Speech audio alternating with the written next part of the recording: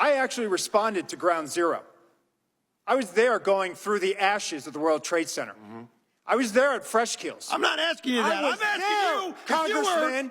were you the special agent in charge? To show respect for a Secret Service member that died on 9/11. Oh, that you're trying to be. Do not invoke 9/11 for political purposes. Oh, that I'm not. I'm invoking this. You are, sir. Gentlemen, and you are out of line. Pay respect for a fallen member of this agency. You endangered President President Biden's life, Congressman. Vice President Harris's life because you put those agents out of position. Mr. Did you have a radio with you? Mr. Fallon, your time has expired. I did, sir. Thank you, Mr. Chairman, and thank you for the work that you and Ranking Member Rowe and the rest of the committee has done, and certainly our staff. Mr. Rowe, would you agree that the protection that President Trump was provided on the 13th of July was wholly and tragically negligent? The site plan was abysmal to the point of derelict. And on the 13th of July in Butler, Pennsylvania, the United States Secret Service not only failed President Trump, but Corey Comparatori and the American people in historic fashion. I would. In the months leading up to July 13th, who was the director of the Secret Service? Kimberly Cheatham. Okay. Other than former Director Cheatham, who was the most senior Secret Service agent? In the agency? That would be me. I was the Correct. deputy director. In the months leading up to the July of 24, were you made aware of highly credible intelligence that a serious and grave threat to President Trump's life from an adversarial nation state? There was a very serious threat. In this open setting, Congressman, I can't discuss what I was or was not aware of. Well, the former Director Cheatham said she was aware. So I would imagine, by extension, you were aware. You said in open session that I would point to Director Cheatham's. So you were aware. So we have a unique circumstance here because we had a former president of the United States who is the leading candidate at that time to be the next president of the United States, and he will be now that we know. And he was being threatened by a foreign nefarious nation state because of actions he took while he was president of the United States. Very unique circumstances.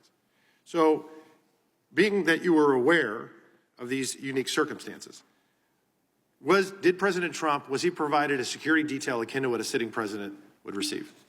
At that time, he was not. He was not. Would you agree that if there was a counter-surveillance unit there in Butler on the 13th, he would have been safer? I think if there was a counter-surveillance unit advance that was on the ground, it could have aided the advance team in identifying the AGI. So he would have been safer? President Trump yes. would have been safer? Yeah, okay. I don't think this would have even occurred, but be that as it may, did the president's detail request a CSU, to your knowledge? I'm not aware of a request for CSU. Now, was the threat from the nefarious nation state disseminated to agents in the field and in the protective details? I'm just pausing, Congressman, because I'm trying to walk a tightrope here in an open setting. What I can tell you is that the Secret Service provided assets on that day for a particular. What I can tell you, sir, is that the folks that are whistleblowing and informing some members of Congress say that they were not aware of this threat. And that's what I'm getting at with being proactive and showing leadership is we know for a fact that there was no CSU in Butler. Was there a full CAT team there? There was not. No. A full CAT team, 6 members, and there were 2 there. So you knew of the threat. You didn't disseminate to the field and the protective details. You didn't. President Trump didn't have a protection that was akin to a sitting president.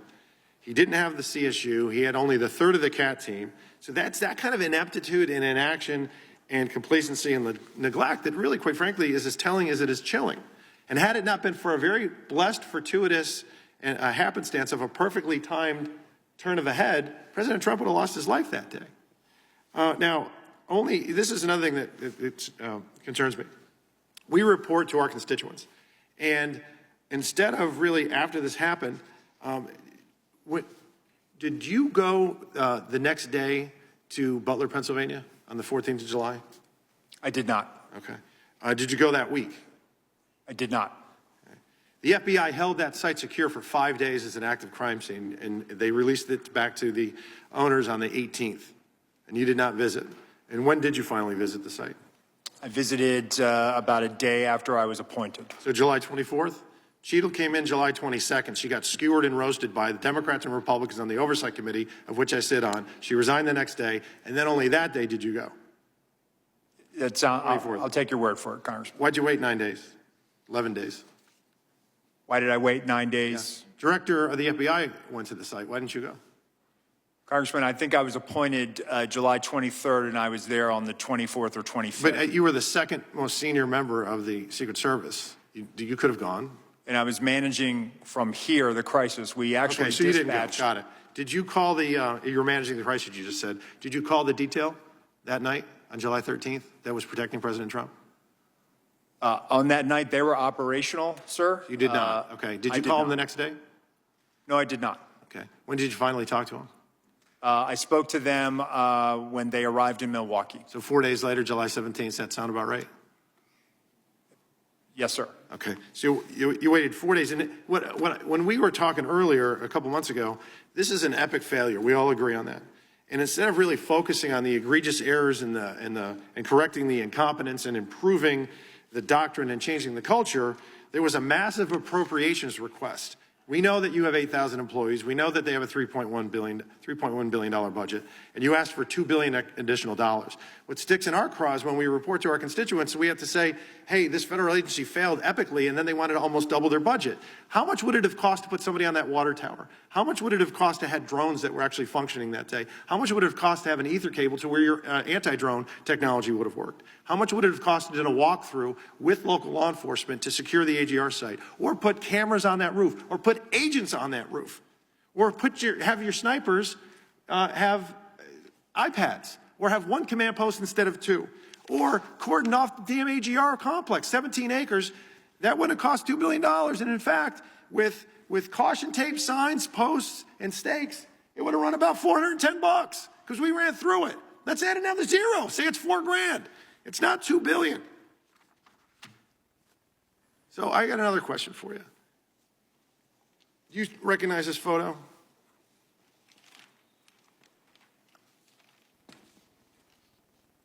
Yes, sir, I do. Okay. Was that the remembrance of September 11th?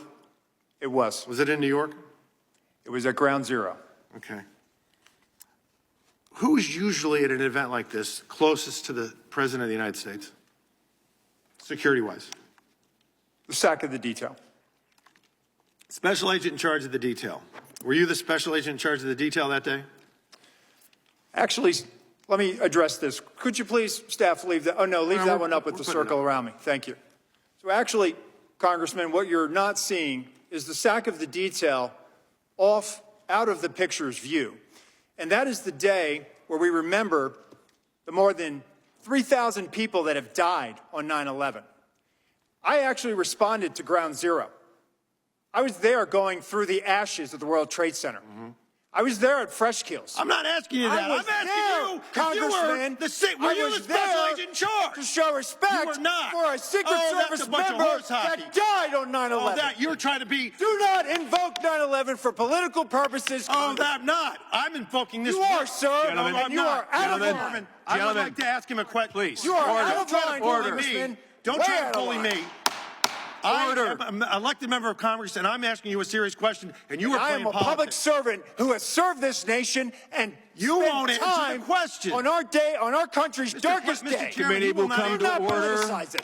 Committee will come to order. I'm asking you serious questions for the American people, and they're very simple. They're not trick questions. Were you the special agent in charge that No, day? I wasn't. I was there No, representing Mr. the Chairman, United I'm States just Secret asking you yes or Service, no. sir. Mr. Fallon, your and time's did expired. not affect protective Fallon, You know operations. why you were time's there? expired. Because you wanted to be visible, because you are auditioning for this I was job. there to that pay you're not gonna respect for a get fallen till member of January this 20th. agency. You endangered You are President out of Biden's line, life, Congressman. Vice President You are out of Harris's line. life, because you put those agents out of position. Mr. Did you have a Chairman. radio with Mr. you? Fallon, Did your you wear a time vest? has Did you have a expired. weapon? Mr. No. I did, sir, and you are out of line. Mr. Chairman, Mr. Chairman, Mr. Chairman, Yes, sir. please. All right. And we are back You're in a order bully. now. We are back in order now. Thank you.